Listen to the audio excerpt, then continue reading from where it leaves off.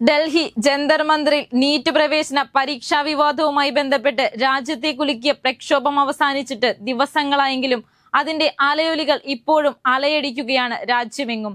ഭരണപക്ഷ പ്രതിപക്ഷ വാക്പോരുകൾക്കാണിപ്പോൾ രാജ്യം സാക്ഷ്യം വഹിച്ചുകൊണ്ടിരിക്കുന്നത്. ലോക്സഭാ പ്രതിപക്ഷ നേതാവ് രാഹുൽ ഗാന്ധിയും കോൺഗ്രസ് അധ്യക്ഷൻ മല്ലികാർജുൻ ഖർഗെയും CPMന്റെ രാജ്യസഭാ MP ജോൺ ബ്രിട്ടാസും അടക്കമുള്ളവർ കേന്ദ്രത്തെ വിടാതെ തന്നെ പിന്തുടരുകയാണ് ഈ ദിവസങ്ങളിൽ. പ്രധാനമന്ത്രി നരേന്ദ്രമോദിയും ആഭ്യന്തരമന്ത്രി അമിത് ഷായുമാണ് പ്രധാന ലക്ഷ്യം. കുട്ടികളെ വെടിവെക്കാൻ അമിത് ഷായാണ് പോലീസിന് നിർദ്ദേശം നൽകിയെന്നതാണ് പ്രതിപക്ഷ ആരോപണം. പോലീസ് അതിക്രമത്തിന് ഉത്തരവാദിയായ അമിത് ഷാ രാജിവെക്കണമെന്നാണ് ഇപ്പോഴത്തെ പ്രധാന ആവശ്യം. വിദ്യാർത്ഥികൾക്ക് നേരെ പെല്ലറ്റും കണ്ണീർ വാതകവും പ്രയോഗിച്ചതും ലാത്തി ചാർജ് നടത്താൻ നിർദ്ദേശിച്ചതും അമിത് ഷായാണെന്ന് ഖർഗെയും രാഹുലും ആവർത്തിക്കുന്നു. പ്രധാനമന്ത്രി മോദിയുടെ വീഡിയോകളാണ് അടുത്ത പ്രശ്നം. ഇതിനെ പരിഹസിച്ച എല്ലാവർക്കും പണി കൊടുക്കാൻ കേന്ദ്രം ഇറങ്ങിയതോടെ കാര്യങ്ങൾ മറ്റൊരു തലത്തിലെത്തി. പിന്നാലെ മാപ്പപേക്ഷിച്ച ഒരു കുട്ടി രംഗത്ത് വന്നത് രാജ്യത്തെ വലിയ ചർച്ചയായിരിക്കുകയാണ്. നരേന്ദ്രമോദിക്കെതിരെ അധിക്ഷേപകരമായ മുദ്രാവാക്യങ്ങൾ വിളിക്കുകയും മോശം പരാമർശങ്ങൾ നടത്തുകയും ചെയ്ത കേസിൽ പോലീസ് കേസെടുത്ത പെൺകുട്ടിയാണ് പരസ്യമായി മാപ്പപേക്ഷിച്ച് രംഗത്തെത്തിയത്. സമൂഹ മാധ്യമങ്ങളിലൂടെ പുറത്തുവിട്ട വീഡിയോ സന്ദേശത്തിലാണ് പെൺകുട്ടി കൈകൂപ്പി രാജ്യത്തോട് പൊറുക്കണമെന്ന് അപേക്ഷിക്കുന്നത്. പ്രതിഷേധത്തിനിടെ ചിലരുടെ തെറ്റായ സ്വാധീനത്തിൽപ്പെട്ടാണ് താൻ പ്രധാനമന്ത്രിക്കെതിരെ മോശം വാക്കുകൾ ഉപയോഗിച്ചതെന്ന് പെൺകുട്ടി വീഡിയോയിൽ പറയുന്നുണ്ട്. കൂടാതെ തനിക്ക് കേവലം 15 വയസ്സ് മാത്രമാണ് പ്രായമെന്നും പെൺകുട്ടി അവകാശപ്പെടുന്നുണ്ട്. എന്നാൽ പോലീസിന്റെ പ്രാഥമിക FIRൽ പെൺകുട്ടിക്ക് 25 വയസ്സുണ്ടെന്നാണ് രേഖപ്പെടുത്തിയിരുന്നത്.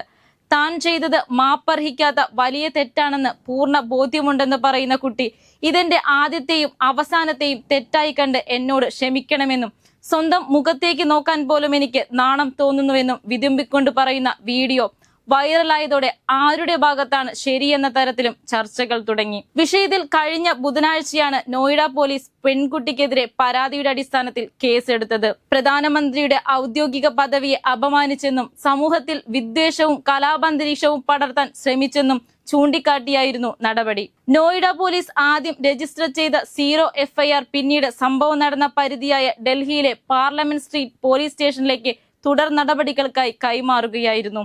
ഇതിനു പിന്നാലെയാണ് സംഭവം വലിയ വാർത്താ പ്രാധാന്യം നേടിയത്. അധിക്ഷേപ സംഭവങ്ങളിൽ വഴിതെറ്റിപ്പോയ യുവാക്കളെയും പെൺകുട്ടികളെയും മാപ്പുകൊടുത്ത് ചേർത്തു പിടിക്കണമെന്ന് അഭ്യർത്ഥിച്ച് പ്രധാനമന്ത്രി നരേന്ദ്രമോദി തന്റെ ഔദ്യോഗിക ഇൻസ്റ്റഗ്രാം അക്കൗണ്ടിലൂടെ വീഡിയോ പങ്കുവച്ചിരുന്നു. പ്രധാനമന്ത്രിയുടെ ഈ സന്ദേശം പുറത്തുവന്ന് മണിക്കൂറുകൾക്കകമാണ് പെൺകുട്ടിയുടെ ക്ഷമാപണ വീഡിയോയും പുറത്തുവന്നത്. വെള്ളിയാഴ്ച രാത്രിയാണ് പ്രധാനമന്ത്രി നരേന്ദ്രമോദി വൈകാരികമായി സന്ദേശമടങ്ങിയ വീഡിയോ ഇൻസ്റ്റഗ്രാമിൽ പോസ്റ്റ് ചെയ്തത്. ജന്തർ മന്ദിറിലെ പ്രതിഷേധത്തിനിടെ തനിക്കെതിരെയും അന്തരിച്ച തന്റെ മാതാവിനെതിരെയും ഉയർന്ന അധിക്ഷേപങ്ങളിൽ അങ്ങേയറ്റം സഹിഷ്ണുതയോടെയുള്ള നിലപാടാണ് അദ്ദേഹം വ്യക്തമാക്കിയത്. നാഗരികവും സംസ്കാര സമ്പന്നവുമായ ഒരു സമൂഹത്തിന് ചേരാത്ത വിധം അങ്ങേയറ്റം മോശവുമായ പദപ്രയോഗങ്ങളാണ് പ്രതിഷേധത്തിനിടെ യുവാക്കൾ ഉപയോഗിച്ചതെന്നും അത് രാജ്യവും ലോകവും മുഴുവൻ നേരിട്ട് കണ്ടതാണെന്നും അദ്ദേഹം സന്ദേശത്തിൽ പറഞ്ഞു. എന്നാൽ ഈ ചെറുപ്പക്കാരോട് ക്ഷമിക്കാനാണ് താൻ ആഗ്രഹിക്കുന്നതെന്ന് അദ്ദേഹം കൂട്ടിച്ചേർത്തു. വഴിതെറ്റിപ്പോയ വികൃതി കുട്ടികളാണ് ഇവരെന്നാണ് പ്രധാനമന്ത്രി വിശേഷിപ്പിച്ചത്. ഇത്തരക്കാരെ കോടതി കയറ്റുന്നതോ സമൂഹത്തിൽ അപമാനിക്കുന്നതോ പീഡിപ്പിക്കുന്നതോ അവരുടെ മനോഭാവത്തിൽ യാതൊരു മാറ്റവും ഉണ്ടാക്കില്ലെന്നും യുവാക്കളെ ശിക്ഷിക്കുന്നതിലല്ല അവരെ നേർവഴിക്ക് നയിക്കുന്നതിലാണ് കാര്യമെന്നും അദ്ദേഹം ഓർമ്മിപ്പിച്ചു. തെറ്റുകൾ തിരുത്താൻ അവസരം നൽകേണ്ട പ്രായമാണ് കുട്ടിക്കാലമെന്നും സമൂഹത്തിന്റെ ആകെ രോക്ഷം ഇവർക്കെതിരെയുള്ള കഠിനമായ ശിക്ഷാ നടപടികളായി മാറരുതെന്നും പ്രധാനമന്ത്രി അഭ്യർത്ഥിച്ചു. വഴിതെറ്റിയവരെ സ്നേഹത്തോടെ നേർവഴിക്ക് കൊണ്ടുവരുന്നത് പ്രയാസകരമായ ജോലിയാണെങ്കിലും രാജ്യം ഒന്നടങ്കം അത് ഏറ്റെടുക്കണമെന്ന് അദ്ദേഹം പറഞ്ഞു. കഴിഞ്ഞ ദിവസങ്ങളിൽ നടന്ന പ്രതിഷേധത്തിൽ പങ്കെടുത്ത കുട്ടികൾ ഇത്തരത്തിലുള്ള മോശം ഭാഷ ഉപയോഗിച്ചത് സമൂഹത്തിന് വലിയൊരു സാംസ്കാരിക ആഘാതമാണ് നൽകിയിരിക്കുന്നതെന്നും പ്രധാനമന്ത്രി ചൂണ്ടിക്കാട്ടി. എന്നാൽ പ്രധാനമന്ത്രിയുടെ ഈ നീക്കത്തെ രൂക്ഷമായ ഭാഷയിലാണ് പ്രതിപക്ഷം നേരിട്ടത്. ഉത്തരവാദിത്തങ്ങളിൽ നിന്ന് ഒളിച്ചോടാനും പാപഭാരം കഴുകിക്കളയാനുമുള്ള പ്രധാനമന്ത്രിയുടെ നാടകമാണിതെന്നാണ് പ്രതിപക്ഷത്തിന്റെ ആരോപണം. രാപ്പകലോളം വിഷയത്തിൽ മൗനം പാലിച്ച ശേഷം അർദ്ധരാത്രിയിൽ ഇൻസ്റ്റഗ്രാമിൽ വീഡിയോയുമായി വരുന്നത് പരിഹാസമാണെന്ന് നേതാക്കൾ കുറ്റപ്പെടുത്തി.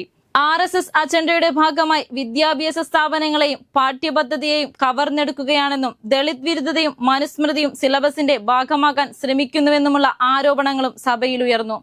സഭയ്ക്കുള്ളിലും രാഹുൽ ഗാന്ധി സർക്കാരിനെതിരെ ആഞ്ഞടിച്ചു. രാഹുൽ ഗാന്ധിയുടെ വിഡ്ഢി പരാമർശത്തിൽ ലോക്സഭയിൽ ബഹളം സൃഷ്ടിച്ച സംഭവം വലിയ വാർത്താ പ്രാധാന്യം നേടി. ചിലർ വിചാരിക്കുന്നത് താൻ ദൈവമാണെന്നാണെന്ന് മോദിയുടെ പേരെടുത്തു പറയാതെ രാഹുൽ പറഞ്ഞു. എല്ലാം അറിയാമെന്ന് ഭവിക്കുന്ന ചില ആളുകളുണ്ട്. അവർ സ്വയം ദൈവമാണെന്ന് കരുതുന്നു. ആരുടെയും വാക്ക് കേൾക്കില്ല, ആരെയും ബഹുമാനിക്കില്ല.